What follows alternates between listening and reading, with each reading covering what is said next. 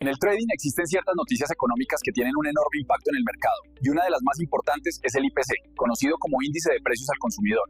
En este video vamos a entender qué es exactamente el IPC, cómo se interpreta y la lógica real detrás de esta noticia fundamental. El IPC mide cuánto suben o bajan los precios de los bienes y servicios que consumen las personas en un país. En otras palabras, nos dice el nivel de inflación, es decir, si la vida se está volviendo más cara o más barata. Este dato se publica una vez al mes en Estados Unidos, normalmente a mitad de mes, y es de enorme importancia porque la Reserva Federal, conocida como la Fed, lo utiliza como una de las principales referencias para decidir qué hacer con las tasas de interés.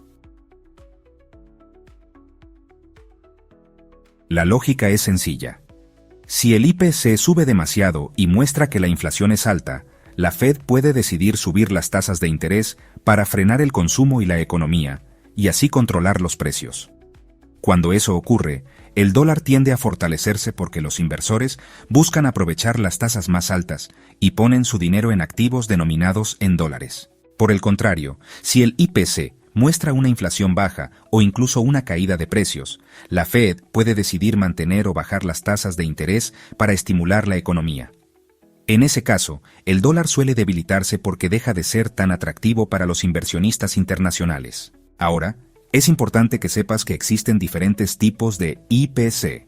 El primero es el IPC general o titular, que incluye absolutamente todos los bienes y servicios, incluso los alimentos y la energía.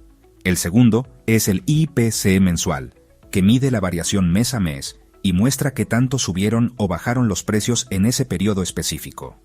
Y finalmente tenemos el IPC subyacente, que excluye alimentos y energía porque son muy volátiles. Este último es considerado el más importante por los bancos centrales, porque muestra de manera más estable la tendencia real de la inflación. Por ejemplo, imagina que en Estados Unidos se publica el IPC y el dato sale más alto de lo esperado. Eso significa que los precios subieron más de lo que los economistas habían previsto. El mercado inmediatamente interpreta que la Fed podría subir las tasas de interés más rápido o de manera más fuerte para frenar la inflación. ¿El resultado? El dólar se fortalece rápidamente frente a otras divisas como el euro o el yen.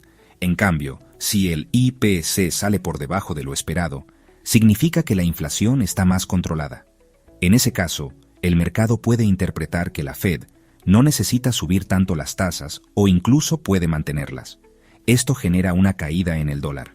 Los traders utilizan esta noticia para buscar oportunidades de inversión, ya que el movimiento que genera suele ser fuerte e inmediato.